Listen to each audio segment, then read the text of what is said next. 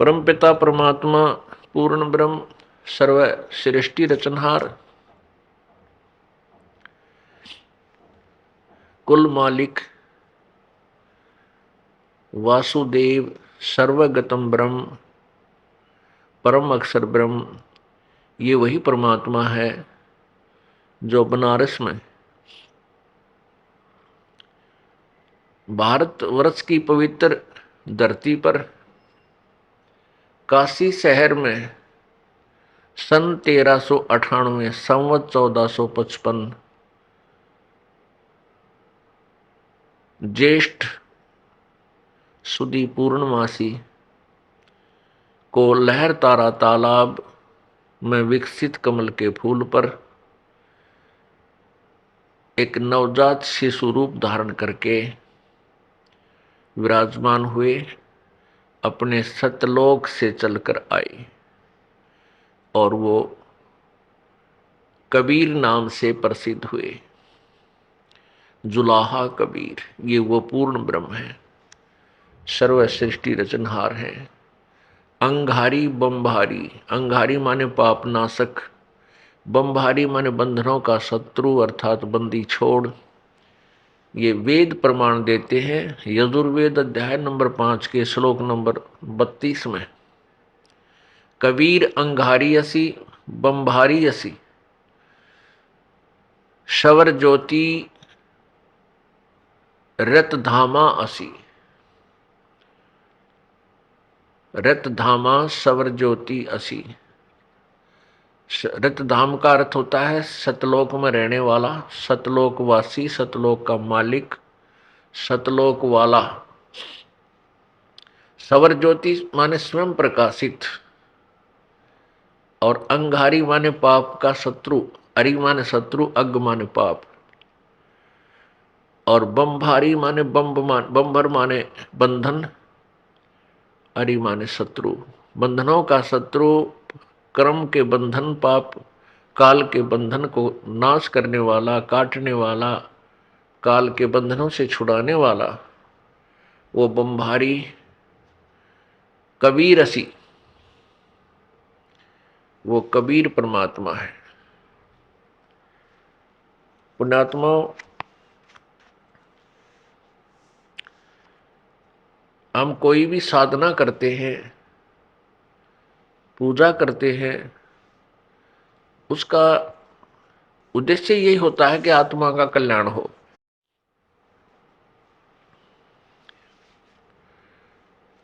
और फिर हमारे संसारिक जीवन में, हमारे संसार के अंदर संसारिक कार्य, इस मनुष्य जीवन में जो हमारे ऊपर आने वाली आपदाएं हैं वो भी टले,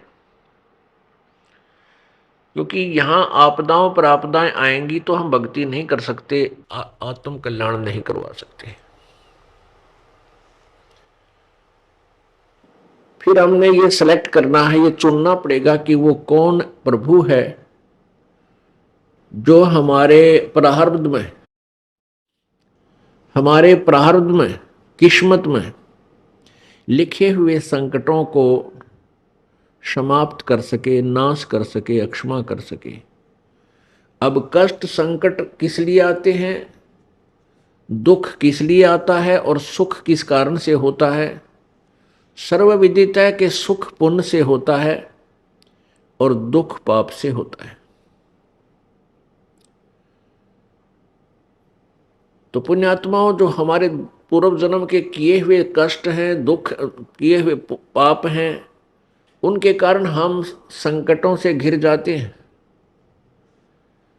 और ये हमें मालूम है कि भगवान संकट मोचन है। उस संकट मोचन से हम फिर अपने संकटों के निवारण के लिए चेष्टा करते हैं। फिर हमें ये भी पता है कि परमात्मा का मार्ग, हमारे संकटों का मोचन जो है संतों द्वारा ही होता है, ईश्वरीय शक्ति से। इसलिए हम संतों की तलाश में फिर चलते हैं। और कुछ दंत कथाएं सुनी होती हैं, कोई मंदिर जाता है, कहते हैं उस मंदिर में जाने से संकट निवारण होता है। कोई किसी मज़ार पर जाता है, किसी पीर की मंडी पर जाता है कि वहाँ जाने से संकट निवारण होते हैं। कोई किसी तालाब जोहड़ में या दरिया में स्नान करने जाता है कि उसमें स्नान करने से संकट मोचन होता है, कष्ट निवारण होते हैं। इन सभी श्रुतियों से, इन सब सुनी सुनाई बातों से हम अपने संकट के निवारण के लिए प्रयत्नशील रहते हैं। हमें मालूम है कि परमात्मा हमारे दुखों का निवारण करता है। उस उद्देश्य से हम घर से निकलते हैं। जिसको जैसा भी ज्ञान होता है, कोई मंदिर में जाता है, कोई मस्जिद में, कोई गुरुद्वारे में, कोई चर्च में, कोई किसी तीर्थ धाम पर जाता है, कोई किसी तालाब पर स्नानार्थ जाता है, और कोई संतों के पास जाता है। वहां जाने के बाद फिर भी वो सुखी नहीं हो रहा। उसका कारण क्या है? सबसे पहले हमने ये जानना होगा,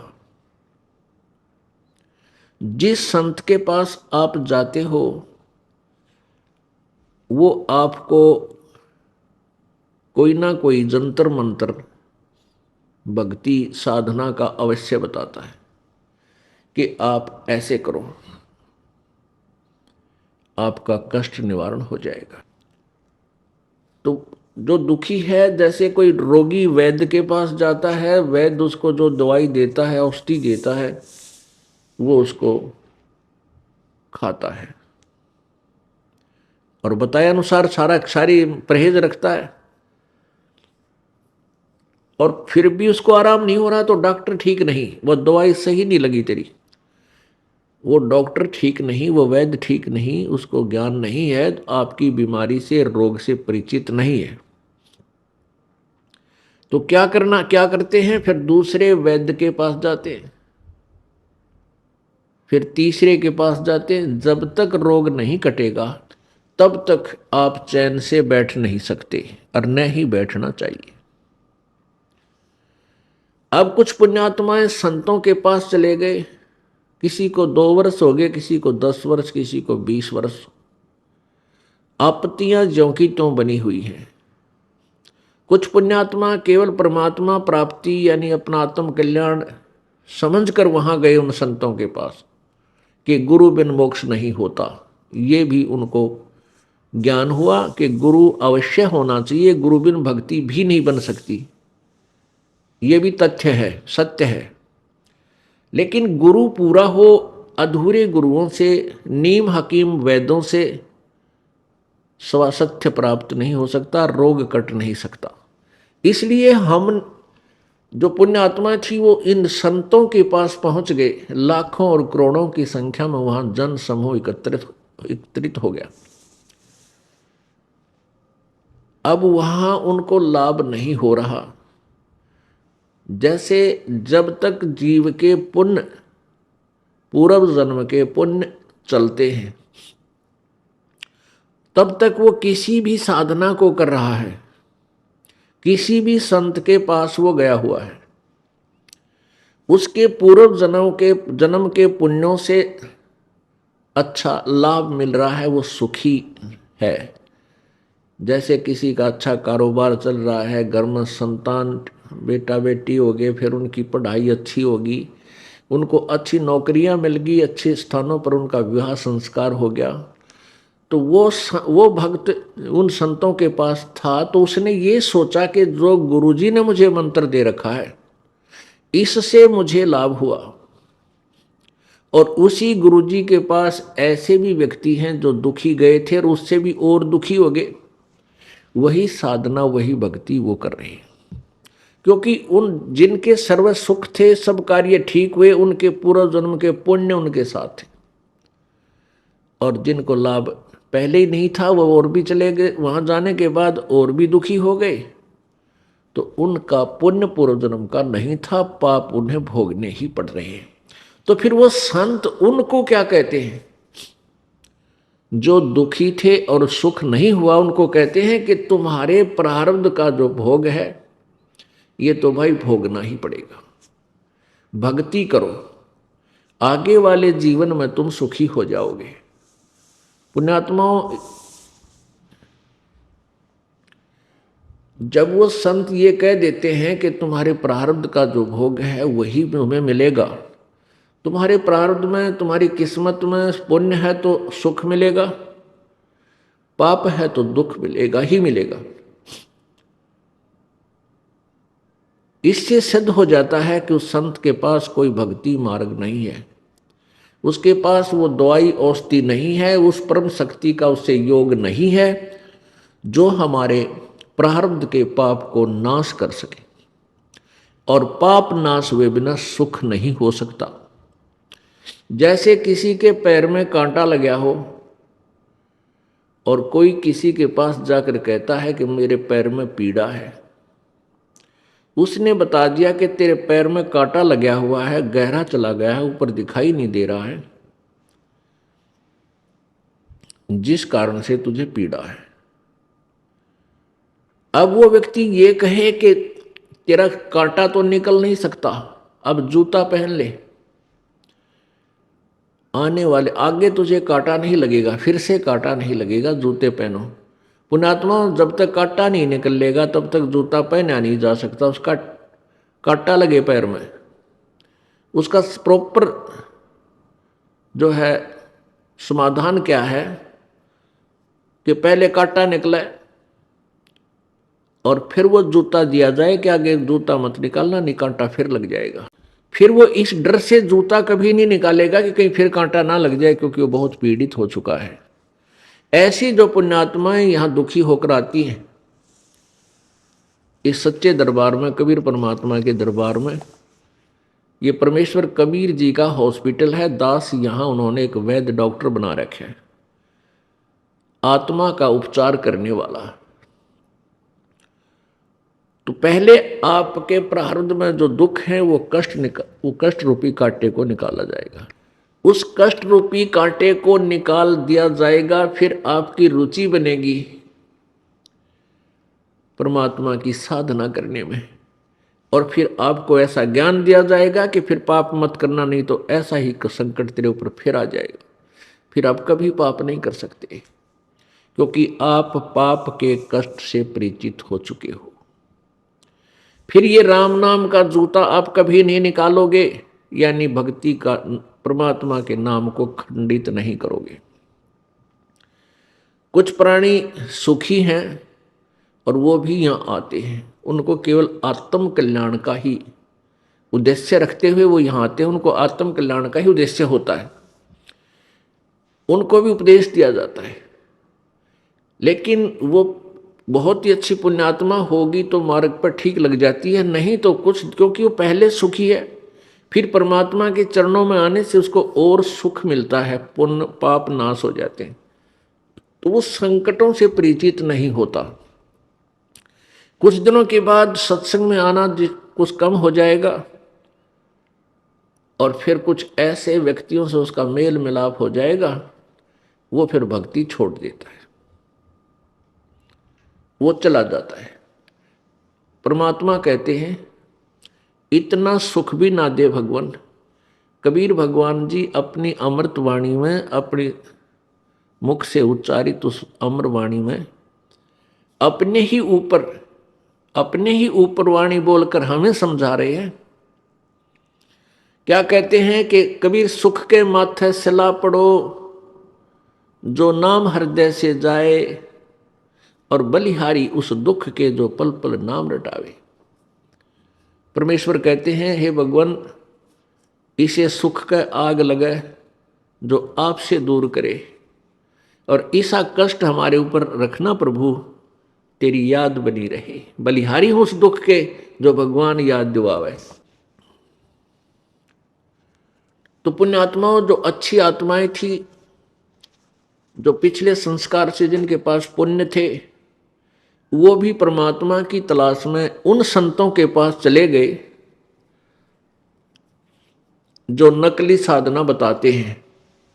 और उनका सिद्धांत यही है कि किए हुए कर्म का भोग तो जीव को भोगना ही पड़ता है,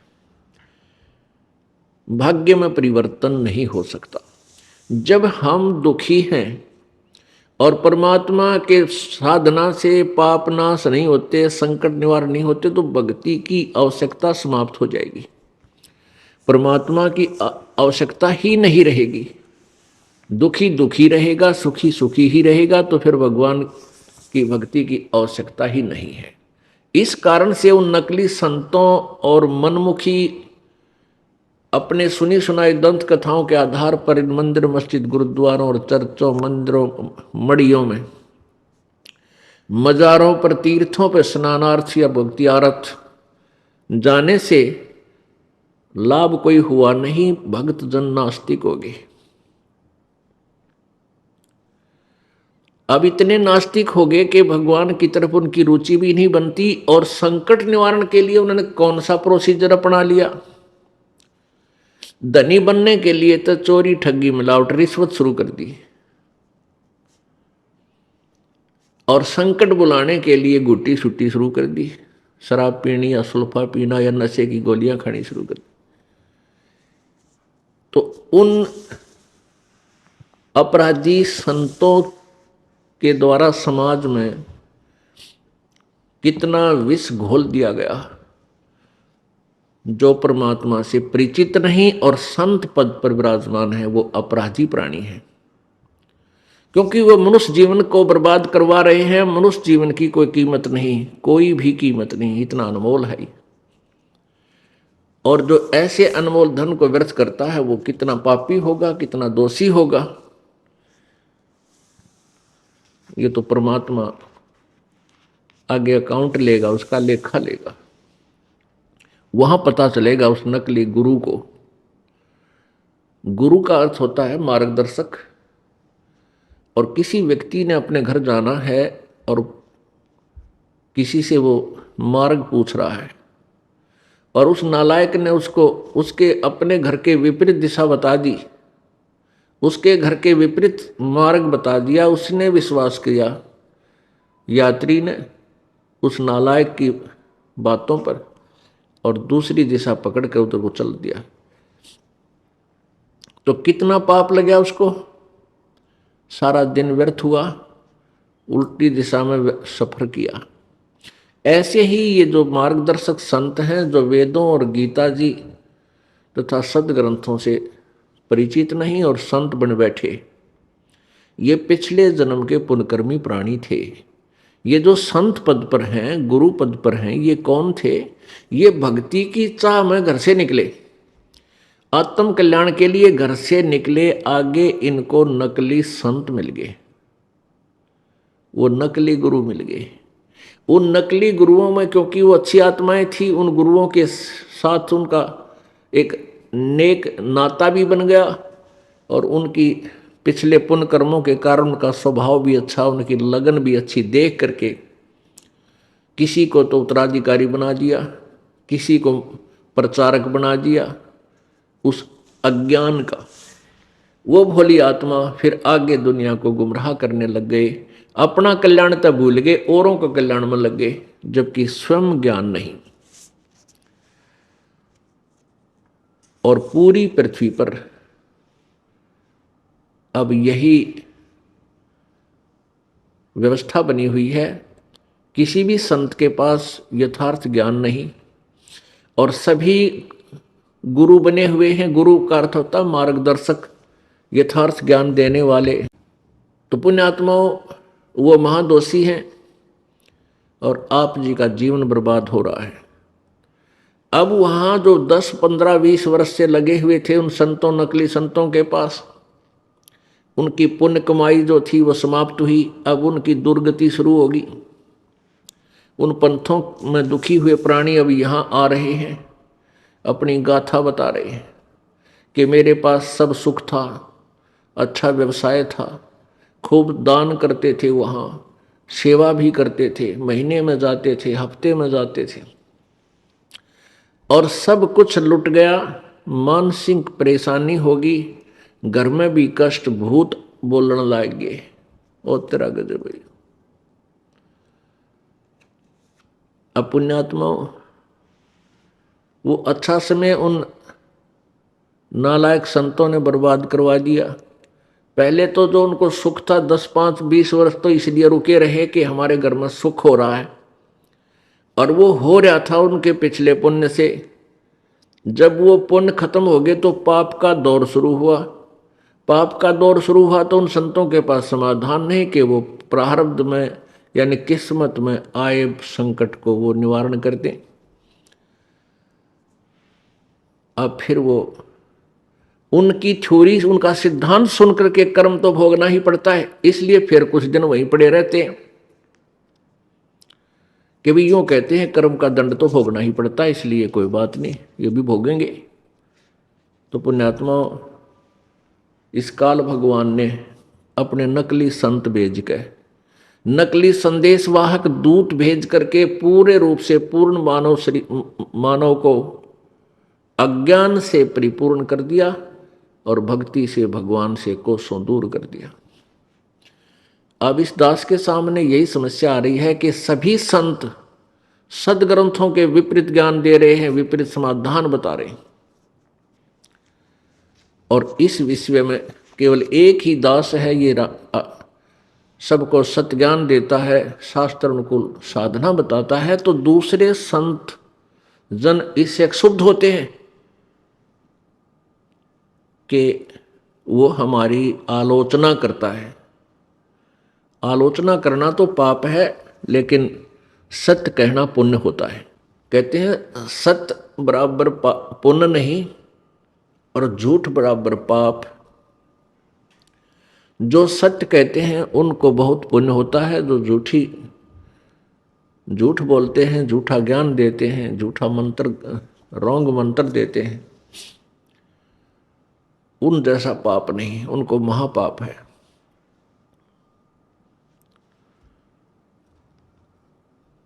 बहुत ही पिछले पुण्य कर्मों से मानव शरीर प्राप्त होता है। मानुष जन्म पाएकर जो नहीं रटे हरि नाम, और जैसे कुआ जल बिना फिर बनवाया क्या काम। पुण्यात्माओं, मानुष जन्म पाकर जो परमात्मा की भक्ति नहीं करते, उनके विषय में बताया है कि वो तो ऐसे हैं जैसे जल रहित कूप। जिस कुएं में, जिस वेल में जल ना हो और खूब बढ़िया बना रखा हो, ऊपर सुंदर उसके चित्रकारी कर रखी हो, बढ़िया प्लस्टर्ड भी कर रखा हो, पक्का बना रखा हो, उसका नाम कुआ अवश्य है, लेकिन गुण कुएं के नहीं है। ऐसे ही जो मानव शरीर पा करके परमात्मा की भक्ति नहीं कर रहे, वो नाम मानव अवश्य है, लेकिन गुण मानव के नहीं है। अब जो भक्ति कर रहे हैं वो ये सोचकर कर रहे हैं कि हम सही भक्ति कर रहे हैं। इसका निर्णय कैसे होगा कि हम भक्ति सही कर रहे हैं गलत कर रहे हैं? अब ये दास कहता है कि सब विश्व में सभी संतों के पास, किसी भी संत के पास यथार्थ भक्ति मार्ग नहीं है।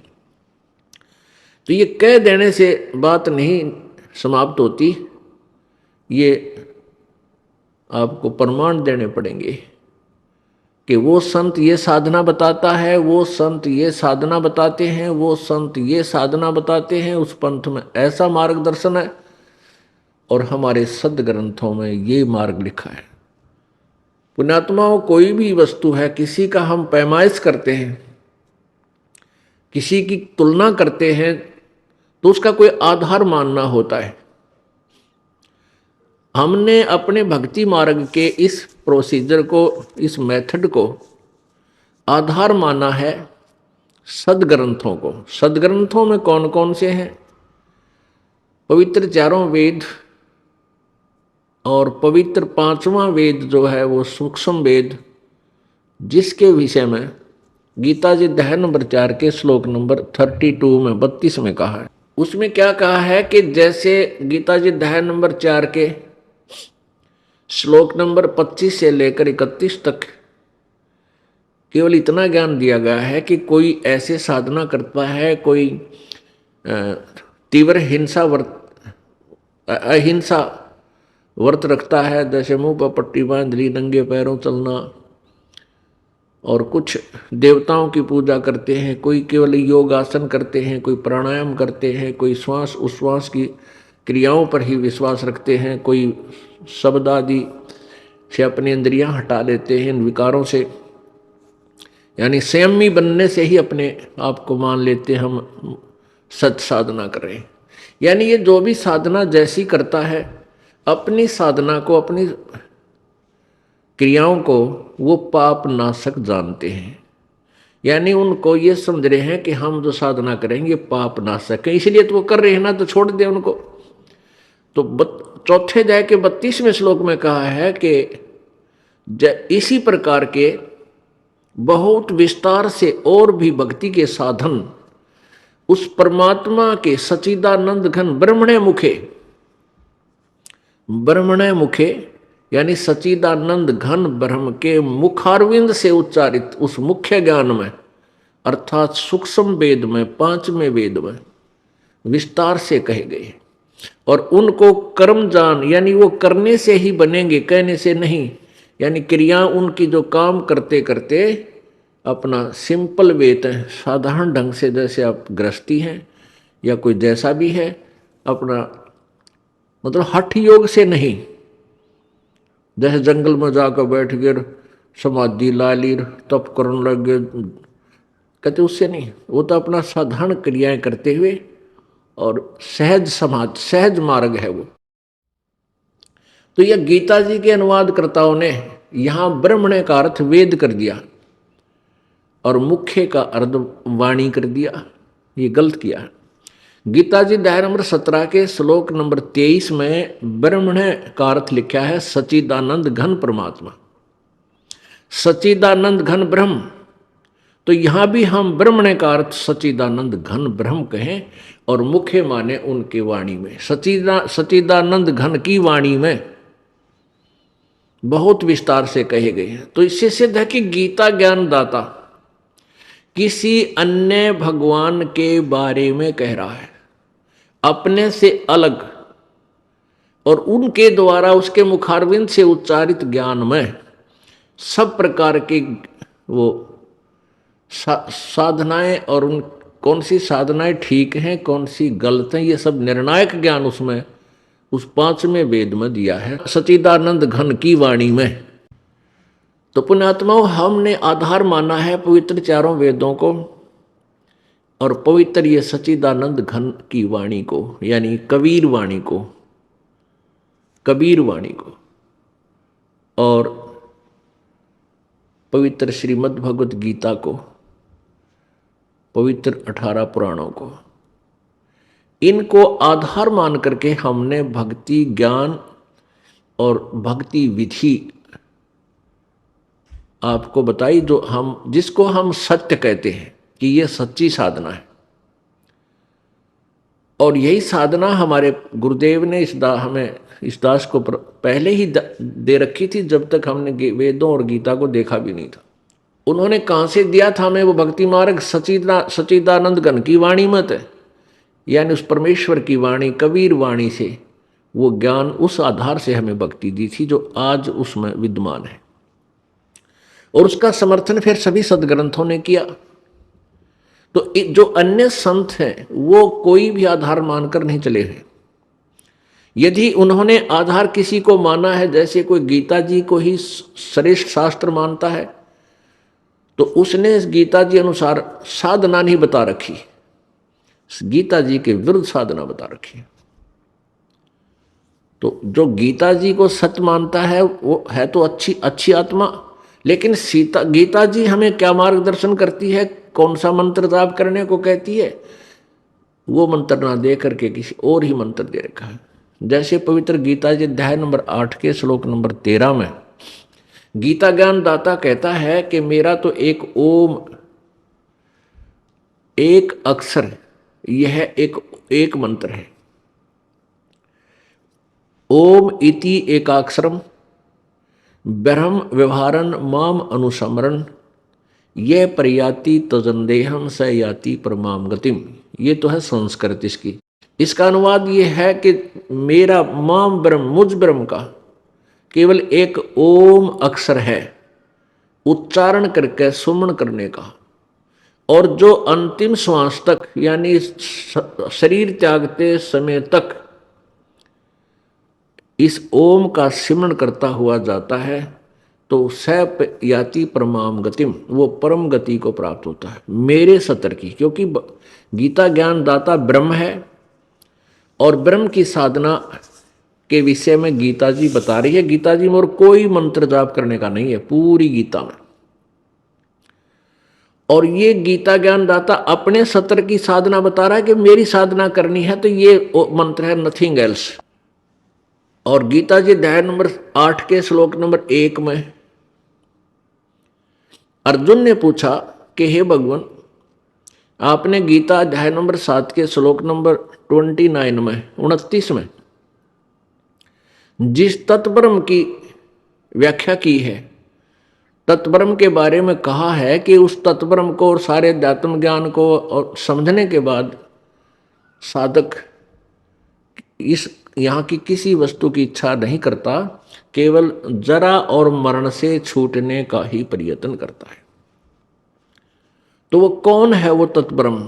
गीता जी अध्याय नंबर 8 के श्लोक नंबर 1 में पूछा कि किम तत्ब्रह्म, किम अध्यात्म, किम अधिभूत पुरुषोत्तम, अधिदेव अध्यात्म किम। तो उसका उत्तर दिया 8वें अध्याय के 3 ही श्लोक में कि वो परम अक्षर ब्रह्म है। यानी वो गीता ज्ञान दाता से कोई और है और वो परम अक्षर ब्रह्म है। एक तो ब्रह्म, एक अक्षर ब्रह्म और एक परम अक्षर ब्रह्म। पुणात्माओं, ये सदग्रंथ संस्कृत में होने के कारण हमारे लिए पाठ हो रहे थे और संस्कृत पढ़ने वाले चंद व्यक्ति होते थे, वो समझ नहीं सके क्योंकि उनके पास मास्टर की नहीं थी। वह मुख्य चाबी, मुख्य ज्ञान कबीर जी का वो 5वां वेद नहीं था, तत्व ज्ञान उनके पास नहीं था। तो अब वो गीता ज्ञान दाता किसी परम अक्षर ब्रह्म, परम माने श्रेष्ठ, अक्षर माने अविनाशी, ब्रह्म माने भगवान। ब्रह्म का अर्थ परमात्मा होता है। यदि ये और नकली ब्रह्म ना होते तो एक ब्रह्म शब्द काफी था, सफिशिएंट था, पर्याप्त था। लेकिन ये और ब्रह्म है और भगवान है, स्वामी है, मालिक है, प्रभु हैं, इसलिए परम अक्षर ब्रह्म कहा गया। जैसे गीता जी अध्याय नंबर 15 के श्लोक नंबर 1 से लेकर 4 में उसमें बताया गया कि उल्टा लटका संसार रूपी वृक्ष है जिसके ऊपर न तो पूर्ण परमात्मा है रूपी जड़ समझो और बाकी तीनों गुण रूपी शाखा, रजगुण ब्रह्मा सतगुण विष्णु तमगुण शिव। प्रथम मंत्र में जाएगा, प्रथम मंत्र में बताया है। और चौथे में फिर कहा कि जब तत्वदर्शी संत मिल जाता है उसके पश्चात उस परम पद परमेश्वर की खोज करनी चाहिए। उस परमेश्वर के परम पद की खोज करनी चाहिए जहां जाने के बाद जीव लौटकर फिर संसार में कभी नहीं आते, अर्थात पूर्ण मोक्ष प्राप्त करते हैं।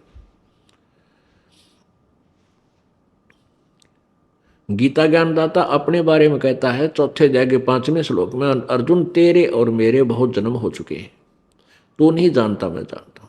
फिर 9वें श्लोक में कहा है 4 अध्याय के में कि मेरे जन्म और कर्म अलौकिक है। इससे सिद्ध है कि गीता ज्ञानदाता जन्मता है और मरता भी है, क्योंकि मेरे और तेरे जन्म बहुत ओलिए। गीता अध्याय नंबर 10 के श्लोक नंबर 2 में स्पष्ट किया है गीता ज्ञानदाता ने कि मेरी उत्पत्ति को,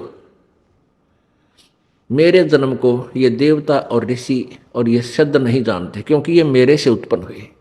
इससे भी सिद्ध होता है कि गीता ज्ञानदाता यानी ब्रह्म का भी जन्म हुआ है। ज्योति निरंजन काल है ये, इसका भी जन्म हुआ, लेकिन इससे उत्पन्न ब्रह्मा विष्णु महेश और अन्य ऋषि देवता ये ब्रह्म के जन्म को नहीं जानते, डेट ऑफ बर्थ को नहीं जानते। अब ब्रह्म का पिता बता सके है कि इसका जन्म कब हुआ। जैसे दादा बच्चे अपने पिता के जन्म को नहीं जान सकते कब हुआ था, दादाजी बता देगा, उसकी डेट ऑफ बर्थ बता देगा किस दिन हुआ था तुम्हारा पिताजी। तो ऐसे पूर्ण परमात्मा कबीर जी ने आके बताया है, वो उनका सबका, हमारा सबका दादा है। इन ब्रह्मा विष्णु महेश का दादा है वो। और काल का पिता है। वैसे तो दूसरी संज्ञा में हम जब जाएंगे आत्म रूप में सतलोक पहुंचेंगे तो सीधे वो हमारे पिता ही हैं। ये ज्योति निरंजन भी उसी का बेटा है, हम भी उसी के बेटे, लेकिन इसने यहाँ आकर के हमारा अपना नाता चेंज कर दिया, इसने सारी व्यवस्था बदल ली। तो यहाँ हम इस दृष्टिकोण से बता रहे हैं कि पूर्ण परमात्मा कबीर जी सत्य पुरुष परम अक्षर ब्रह्म, ये ब्रह्मा विष्णु महेश का दादा है और काल का फादर है। तो कहने का भाव यह है कि गीता ज्ञान दाता अपना मंत्र बता रहा 8वें अध्याय के 13वें श्लोक में, और फिर कह रहा है कि परम अक्षर ब्रह्म उसकी साधना करने से फिर कभी लौटकर 15वें अध्याय के 1 से 4 चौथे श्लोक में कहा कि जब तत्वदर्शी संत तुझे मिल जावे, जिसके विषय में चौथे अध्याय के 34वें श्लोक में कहा गया है। तत्वदर्शी संत की खोज कर, चौथे अध्याय के 34वें श्लोक में कहा है कि तत्वदर्शी संत की खोज करो, और उनसे फिर उस चौथे अध्याय के 32वें श्लोक में जिस परम अक्षर ब्रह्म सच्चिदानंद घन की वाणी यानी उस तत्व ज्ञान के विषय में कहा है कि उसमें विस्तार से ज्ञान दिया हुआ सच्ची भक्ति का, पूर्ण मोक्ष मार्ग का। तो चौथे अध्याय के 34वें श्लोक में गीता जी में कहा कि उस तत्व ज्ञान को जो सच्चिदानंद घन की वाणी में है, उसको किसी तत्वदर्शी संतों के पास जाकर समझ, उनको दंडवत प्रणाम करने से, कपट छोड़ करके प्रसन्न करने से वह तत्वदर्शी संत तुझे सतमार्ग बतावेंगे। तो यहाँ 15वें अध्याय के चौथे श्लोक में कहा है कि जब तुझे इस संसार रूपी वृक्ष का पूर्ण ज्ञान हो जा, और वो पूर्ण ज्ञान कौन कराएगा? तत्वदर्शी संत कराएगा। तत्वदर्शी संत की पहचान क्या है? 15वें अध्याय के प्रथम ही श्लोक में गीता जी में कहा है कि जो उल्टे लटके हुए संसार रूपी वृक्ष के सभी पार्ट्स ऑफ द ट्री, यानी सभी वृक्ष के सभी विभाग बतावे, वो तत्वदर्शी संत है। स वेदवित। अब 15वें अध्याय के चौथे श्लोक में फिर निर्णय दिया है कि जब तत्वदर्शी संत मिल जा तो अज्ञान रूपी गुत्थी को इस तत्व ज्ञान रूपी शस्त्र से काट के उसके पश्चात उस परमेश्वर के, पूर्ण परमात्मा के, परम अक्षर ब्रह्म के उस परम पद की खोज करनी चाहिए। यानी वो साधना उसी बताए अनुसार करनी चाहिए तत्वदर्शी संत के आधार से। फिर जहां जाने के बाद कभी जन्म मृत्यु साधक की नहीं होती। तो वो परमात्मा जिसने सारी ब्रह्मांडों की रचना की है, वो गीता ज्ञान दाता से कोई और के बारे में बताया जा रहा है, और गीता ज्ञान दाता कहता है मैं भी उसी की शरण हूं, मैं उसकी शरण हूं। इस प्रकार उसी की साधना करनी चाहिए। गीता जी अध्याय नंबर 18 के श्लोक नंबर 62 में कहा कि अर्जुन तू सर्वभाव से उस परमेश्वर की शरण में जा जिसकी कृपा से तू परम शांति और सनातन परम धाम यानी सदा रहने वाले उस लोक को प्राप्त करेगा। शाश्वतम स्थानम। इससे भी सिद्ध हो गया कि गीता ज्ञान दाता से कोई और परमात्मा है, उसकी साधना से ही पूर्ण मोक्ष प्राप्त होता है, जन्म मृत्यु सदा के लिए समाप्त हो सकती है।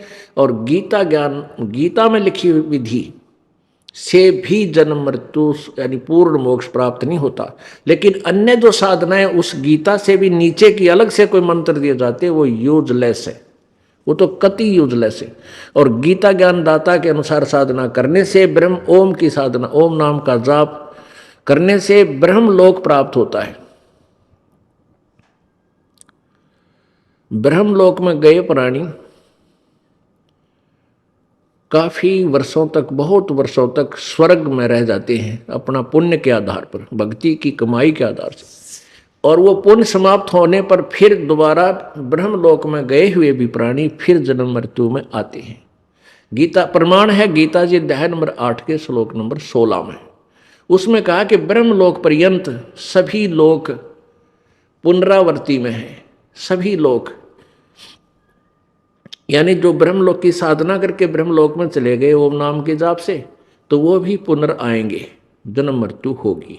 और ये लोक नाशवान है, इनका भी पुनर्वर्ती होगी, इनका भी, ये भी डिस्ट्रॉय होंगे और फिर दोबारा कंस्ट्रक्शन होती रहेगी। फिर बताया है कि 18वें अध्याय के 62वें श्लोक में कहा है कि उस सर्वभाव से उस परमेश्वर की शरण में जा, जिसकी कृपा से तू परम शांति और सनातन परम धाम को प्राप्त होगा। उस स्थान पर चला जाएगा जो कभी नाश में नहीं आता, जिसकी पुनरावृत्ति कभी नहीं होती।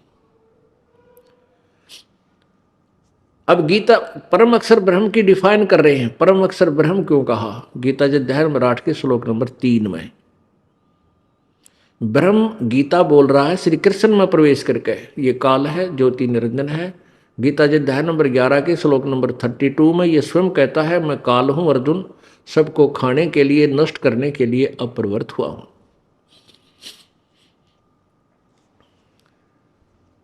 तो ये ब्रह्म कह रहा है कि 8वें अध्याय के 3रे श्लोक में कि जिसके विषय में 7वें अध्याय के 29वें श्लोक में जिस तत्ब्रह्म, उस भगवान, उस परमेश्वर के विषय में बताया है, वो परम अक्षर ब्रह्म है।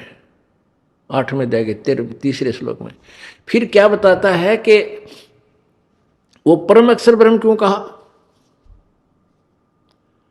परम देख, ब्रह्म माने भगवान, जैसे प्रभु माने स्वामी, राम कहो, प्रभु कहो, गॉड कहो, ईश कहो। ईश, ईश माने मालिक, स्वामी भगवान, ईश्वर जो इन भगवानों से भी श्रेष्ठ हो। इससे सिद्ध है कि ईश से ऊपर भी कोई और श्रेष्ठ प्रभु है। ईश्वर उसका स्वामी है, उसका मालिक है। और परमेश्वर यानी ईश्वर से भी श्रेष्ठ कोई और है, वो परमेश्वर जो है उसको परम अक्षर ब्रह्म कहते हैं, परमेश्वर को। तो परम परमेश्वर जो है उसको परम अक्षर ब्रह्म इसलिए कहा गया क्योंकि ये और भी भगवान है, लेकिन ये अक्षर पुरुष नहीं है, ये अविनाशी नहीं है। जैसे यहाँ गीता जी अध्याय नंबर 15 के श्लोक नंबर 16-17 में ये निर्णय हो जाएगा 3 भगवानों का, 3 ब्रह्मों का, 3 पुरुषों का। पुरुष कहो, ब्रह्म कहो। पुरुष माने परमात्मा, सत्य पुरुष, अविनाशी प्रभु, सच्चा मालिक। जैसे हम सच साहिब कहते हैं, हे सच्चे मालिक। जैसे हम दुखी हो जाते, अन्य पूजाएं भी करते थे, धन्यों कहा करते, हे सच्चे मालिक तो ही सुनिए। तो हम जिनकी पूजा करते थे वो सच्चे नहीं थे, हमने इसलिए सच्चा मालिक याद आया। तो सत्य साहिब का अर्थ होता सच्चे मालिक, हे सच्चा मालिक। वही सच्चा साहिब है, वही सच्चा भगवान है, वही सुखदा, इसलिए सच साहिब बोलते हैं। तो यहाँ जैसे 3 मालिक, 3 प्रभु, 3 राम, 3 पुरुष पर अब प्रमाणित होंगे न्यारे न्यारे। गीता जी अध्याय नंबर 15 के श्लोक नंबर 16 में कहा है कि इस संसार में 2 पुरुष हैं जो वेल नोन है। इन दोनों इस श्लोक में 2 भगवान प्रसिद्ध हैं, एक क्षर पुरुष, एक अक्षर पुरुष। अक्षर पुरुष एक तो अक्षर पुरुष, एक अक्षर पुरुष, यह शुद्ध हिंदी है। क्षर पुरुष हम सीधा बोल दें क्षर पुरुष। क्षर माने जिसका नाश हो, क्षर माने राख। क्षार का बिगड़ा हुआ, क्षर का अर्थ क्षार बन गया। क्षार माने राख, यानी जो नाशवान हो, अक्षर ब्रह्म। अक्षर पुरुष, क्षर पुरुष, फिर अक्षर पुरुष, ये 2 भगवान हैं। पर पुरुष माने प्रभु। और इनमें, इनके लोकों में जितने इनके अंतर्गत प्राणी हैं, शरीरधारी हैं, और ये सभी नाशवान हैं। आप देख रहे थे जगत गुरु तत्वदर्शी संत रामपाल जी महाराज के मंगल प्रवचन। राष्ट्रभक्ति यूट्यूब चैनल को सब्सक्राइब करें और बेल आइकन को प्रेस करें ताकि आपको आने वाली वीडियो की